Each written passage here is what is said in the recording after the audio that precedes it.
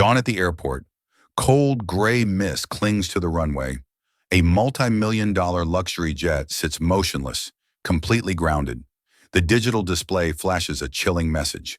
Critical system failure. A powerful, frustrated CEO stands with arms crossed, eyes like ice. 10 elite engineers argue loudly over the massive twin engines. The problem? Total silence. No one can find the glitch. In the hangar corner, a single dad in grease-stained coveralls stops. He tilts his head. He listens intently to the machine. That sound, it isn't the engine. The entire hangar falls silent. Every head turns to look at him. The man's name was Ethan Moore. At 39, his life was measured in two things: the hum of machinery and the laughter of his 7-year-old son, Noah. Every morning, long before the sun touched the tarmac, Ethan was there.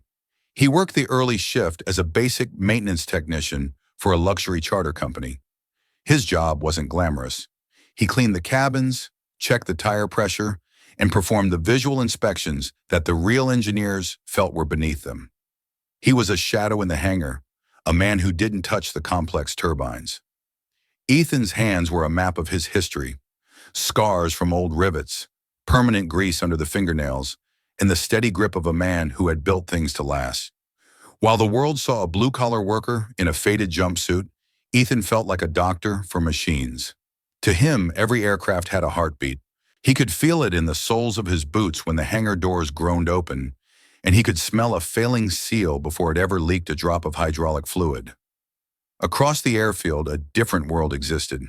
Claire Vaughn, the 36-year-old CEO of a global tech titan, arrived in a black SUV. She didn't walk. She marched. Today was the day. A multi-billion-dollar merger was waiting on the other side of the ocean. If she missed this meeting, the deal would vanish, and thousands of jobs would go with it. She stepped onto the wing of her Gulfstream, her mind already in the boardroom. Claire was a woman defined by speed.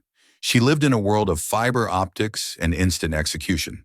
To her, a delay wasn't just a nuisance, it was a personal insult from the universe. But then the sound happened. As the pilots initiated the startup sequence, the hangar was filled with the usual high-pitched whine of the twin engines. But hidden beneath that roar was a faint, rhythmic tick hiss that echoed through the airframe. It sounded like a silver coin dropping on a glass floor every 4 seconds. Within seconds, the cockpit lit up like a Christmas tree. Warning lights flashed red across the glass displays. The onboard computer, a masterpiece of modern logic, issued a terminal command. Aircraft grounded.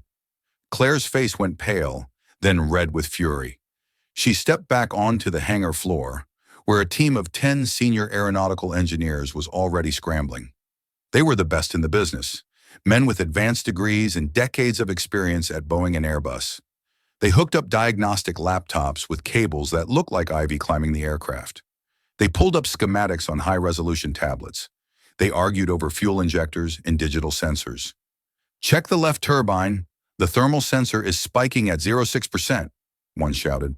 "No, it's a software glitch in the FADEX system. The fuel-to-air ratio is being throttled by a ghost signal," another countered. Claire checked her watch. Every minute was $1 million lost. "How long?" she demanded. Her voice was sharp enough to cut through the metal walls of the hangar. The engineers stammered. They had no answers. The computers said the engines were perfect, yet the warning lights remained stubbornly red. They were looking at data streams, but the data was lying. They were searching for a digital error in a physical world. In the corner, Ethan Moore continued his work. He was supposed to be cleaning the windows of a nearby Cessna, but his eyes were fixed on the jet. He watched the way the air intake vibrated. He listened to the cooling fans as they spun down. He wasn't looking at a screen. He was feeling the pulse of the machine. He remembered his father, an old mechanic who used to say, "The loudest problem is usually the smallest part." He knew he shouldn't speak. He was just the cleaning guy to them. But then he thought of Noah. He thought about the values he taught his son, that honesty and skill mattered more than titles. He saw Claire's desperation, the way she gripped her tablet until her knuckles turned white. He saw the engineers' blindness, their reliance on algorithms over intuition. Ethan dropped his rag. He walked toward the group, his old boots echoing on the concrete. He stopped 10 feet away. He didn't interrupt the shouting. He just waited for a second of silence. That brief moment when the engineers ran out of breath to argue. When it came, he spoke. "You're looking for a ghost in the software," he said, his voice calm and steady, cutting through the static of the room. "But the ghost is in the plumbing." The engineers stopped. They looked at his dirty hands. They looked at his worn-out name tag that simply said, "Ethan, maintenance." They laughed, a short, mocking sound. But Claire Vaughn didn't laugh. She looked into his eyes and saw something the others didn't have. Absolute, unshakable certainty. The lead engineer, a man named Marcus, stepped forward. He was tall, wearing a crisp company polo, and held a tablet like a shield. He looked at Ethan with pure disdain. "We are running a level 5 diagnostic, mister, whatever your name is. We are scanning every line of code in the flight management system. We don't need help with the windshield wipers or the seat covers. This is a complex avionics issue, not a loose screw on a luggage rack." Ethan didn't flinch. He didn't step back. "Diagnostic tools only see what they are programmed to see," he replied. "They see a sensor that says low pressure, so they look for a leak. But they don't hear the resonance. They don't hear the air fighting the fluid. You're trying to find a digital mistake in a mechanical heartbeat." "Mechanical heartbeat?" Marcus scoffed, turning to his colleagues. "Did you hear that? We have a philosopher in the hangar. Listen, Ethan, these engines are worth more than your entire neighborhood.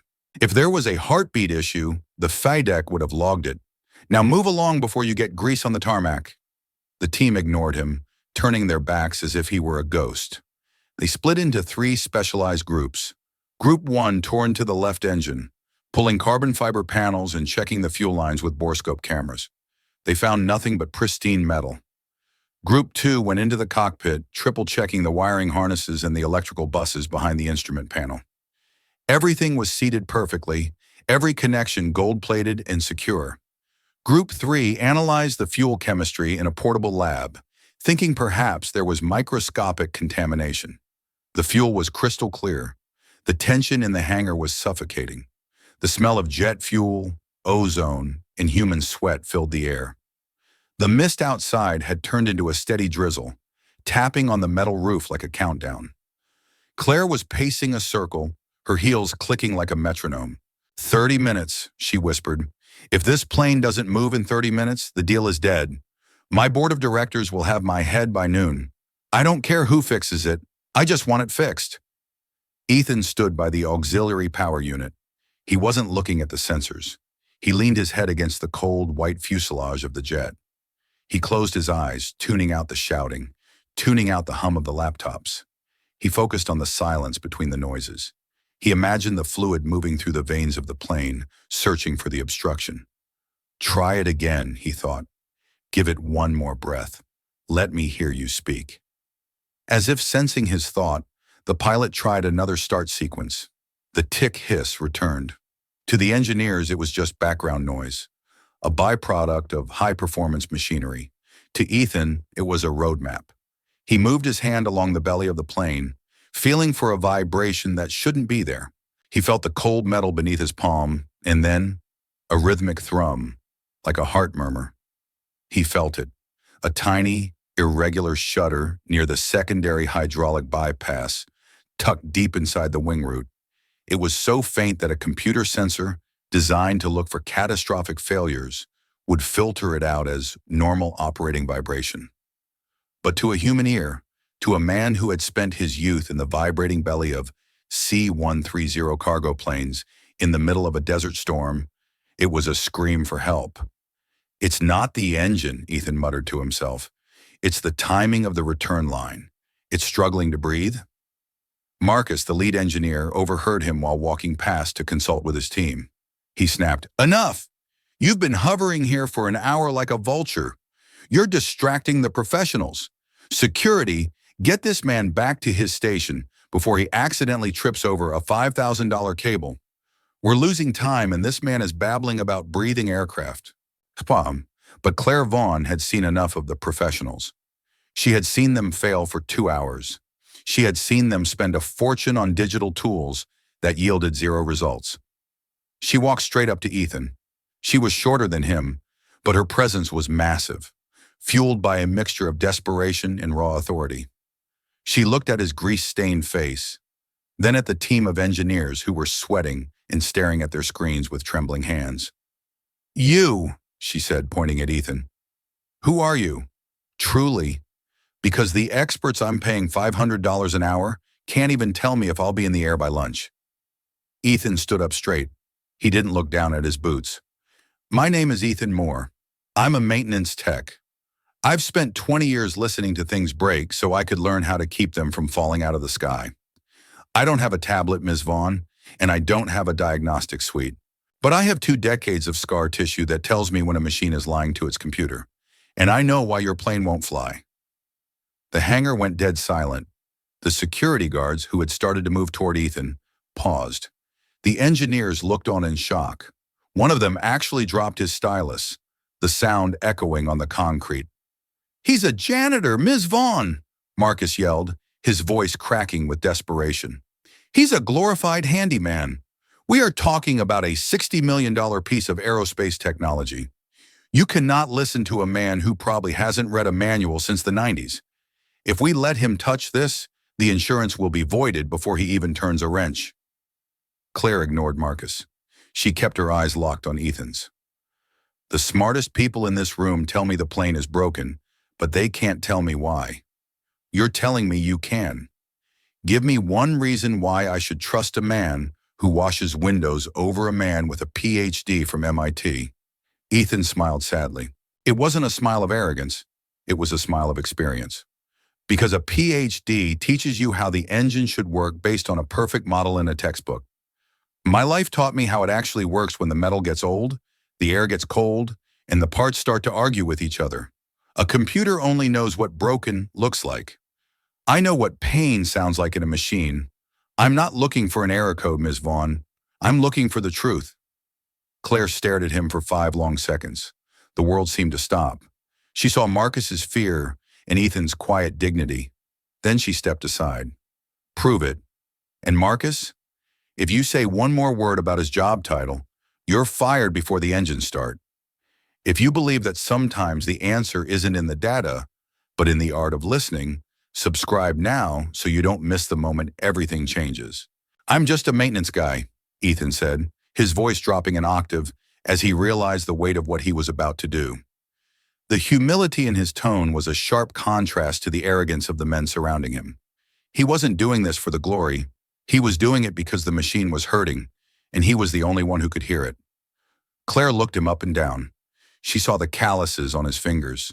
She saw the way he stood, balanced, ready, like a soldier on the front line. She was a woman who built a billion-dollar empire by spotting talent where others saw nothing but obstacles. She trusted her gut, and her gut was screaming that this man was the real deal. "The floor is yours," Claire said, her voice echoing. Marcus stepped in, his face purple with rage. "Ms. Vaughn, this is a liability. If he touches that aircraft and something goes wrong, the FAA will strip our license. This is madness. If he doesn't touch it, I lose $10 billion today," Claire interrupted, her eyes flashing dangerously. "And if you say one more word, Marcus, you'll be the one washing windows for the rest of your career. Now sit down and shut up." Ethan didn't waste a second. He didn't go for a laptop. He didn't go for a wrench. He walked to the cockpit and spoke to the pilot through the open side window. "Sir, I need you to cycle the auxiliary hydraulics, not the main system, just the backup, and do it on my signal, 3 times in a row." The pilot looked at Claire. She nodded once, a sharp, decisive movement. Ethan walked back to the rear of the aircraft, near the horizontal stabilizer. He did something that made the engineers gasp in horror. He lay down on the cold, grease-slicked concrete floor, sliding his body under the tail section. He didn't have a headset. He didn't have a digital sensor. He simply pressed his bare ear against the cold, white metal skin of the plane. He became one with the aircraft. "Now!" Ethan yelled, his voice muffled by the fuselage. The system hummed. A low hydraulic groan vibrated through the air. The engineers watched their tablets. "Nothing," Marcus sneered, looking at his screen. "The pressure is nominal. All valves are reporting as active." There is no error code. Ethan didn't move. He stayed frozen against the metal. Again, slowly this time, the pilot cycled the valve again. Underneath the plane, Ethan's world narrowed down to a single frequency. He wasn't a man anymore. He was a microphone. He heard the fluid move through the titanium lines. He heard the metal expand as the pressure hit 3,000 psi. And there, in the darkness of the bypass valve, he heard it. The stutter. It was a microscopic hesitation, a tiny hiccup in the flow.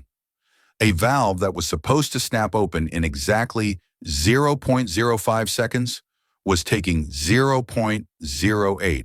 The computer was programmed to ignore anything under a 0.1 second delay. It thought the valve was fine. It reported green. But that extra 0.03 seconds was causing a microscopic pressure spike, a hammer effect, that traveled back through the line and triggered the emergency shutoff of the main engine's fuel controller. It was a ghost in the machine, a mechanical lag that didn't exist in the digital world because the digital world wasn't fast enough to see it. Ethan slid out from under the plane. He was covered in hangar dust and a streak of red hydraulic fluid, but his eyes were bright with the fire of discovery. He walked over to a small, unassuming access panel near the rear landing gear. "The secondary bypass valve," Ethan said, pointing a steady finger. "It's opening half a beat late. It's creating a back pressure wave that fools the sensors into thinking the engine is surging. Your computer isn't lying to you. It's just not listening fast enough. Replace the actuator and she'll start like a dream." "Eddie." The engineers stared at him as if he were speaking a foreign language. They looked at their million-dollar tablets, which still showed normal. "That's impossible," one whispered. "The diagnostics would have caught a lag like that." "The diagnostics are looking for a failure," Ethan said, wiping his hands on a rag. "This isn't a failure. It's a hesitation. Your computer thinks it's okay because it's still within the safe margin, but the engine knows it's not. The engine doesn't care about margins." Claire looked at Marcus. "Check it. Now. If he's wrong, I'll fire him. If he's right, you know what's going to happen to you." With shaking hands, the senior engineers opened the panel. They pulled the actuator, a small silver cylinder. They hooked it up to a manual test bench, bypassing the flight computer. They ran the cycle. 0.08 seconds. The room went cold. The sound of the rain outside seemed to amplify. Marcus looked at the display, then at Ethan, then at Claire. He looked like he had seen a ghost. It's lagging," he whispered, his voice barely audible.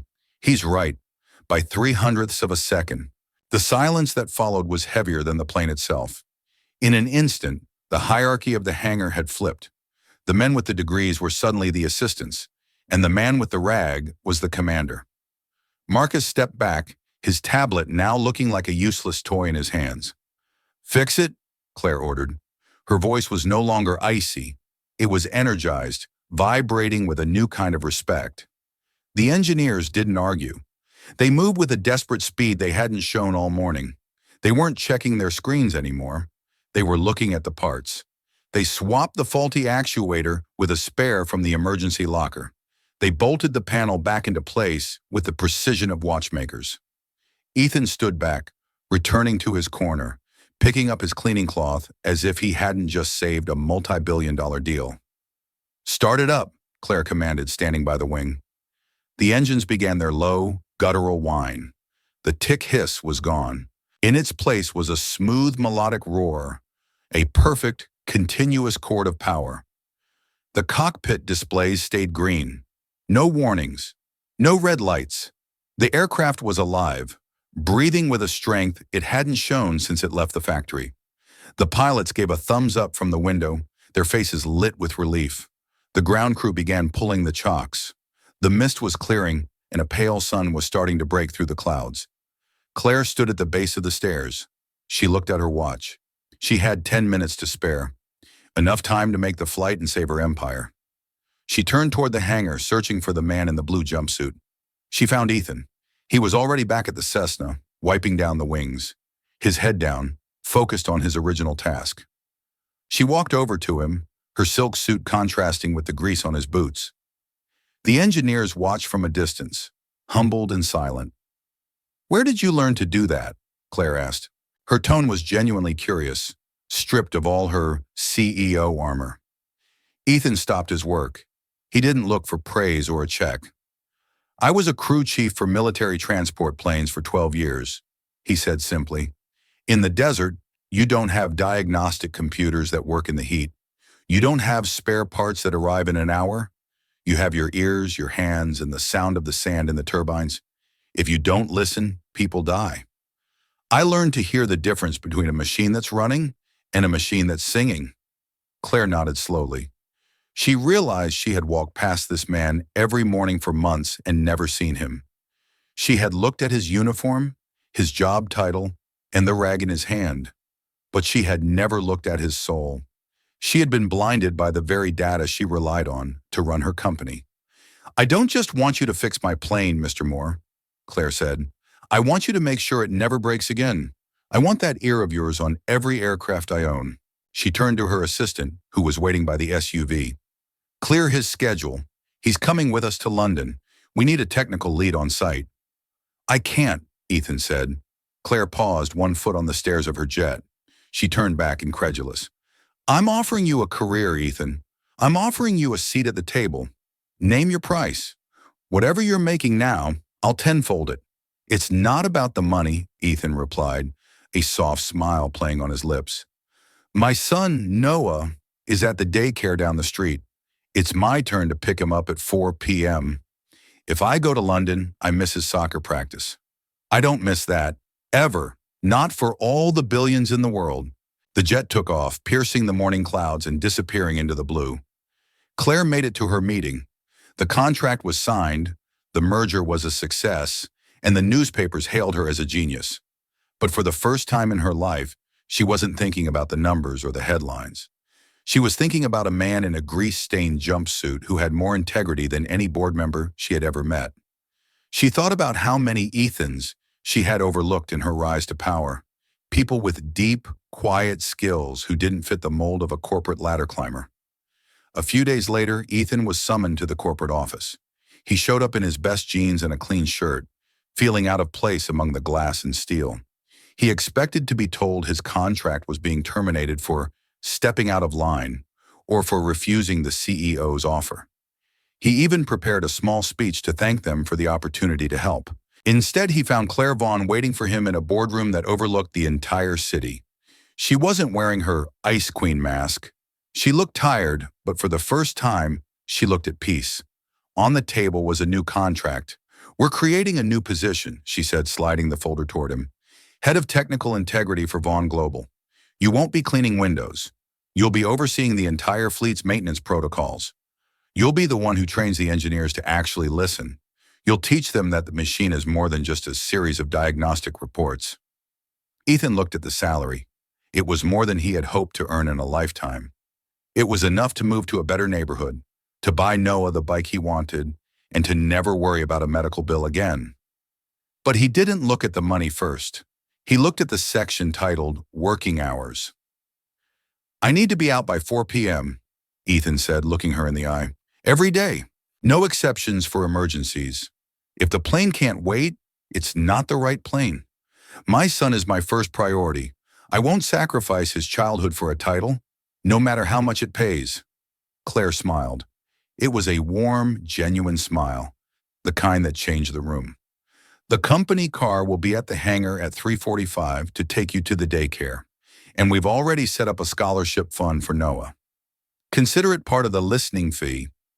I realize that a leader who doesn't value a father's time is a leader who doesn't value humanity. I want you to teach me that too." Just then, the door opened. Noah, Ethan's son, ran into the room. Claire had arranged for him to be brought over. He didn't see the fancy office, the expensive art, or the powerful CEO. He didn't care about the billions on the line. He just saw his dad. He tackled Ethan's legs, hugging him tight. "Did you fix the big planes today, Daddy? Did you hear them singing?" Ethan picked him up, swinging him into the air, the boys' laughter filling the quiet boardroom. "I did, buddy. I did. And they sang a very beautiful song today." Claire watched them, and in that moment, she realized that the most important thing Ethan had fixed that day wasn't a valve, an actuator, or an engine. He had fixed her perspective. He had reminded her that the most valuable assets in any company don't show up on a spreadsheet. They are the people who care enough to listen when the rest of the world is just making noise. She had learned that sometimes, to see the big picture, you have to be willing to lie down on the floor and listen to the smallest whisper. Success isn't about who speaks the loudest or who has the most titles. It's about who has the clarity to hear the truth in the silence. Sometimes the person you're looking for is the one you've been ignoring. And sometimes listening to the small things is what truly saves the biggest dreams. If you believe that true value doesn't need a title to speak up, subscribe to follow our next stories and leave a comment below. Have you ever been underestimated just because of your position?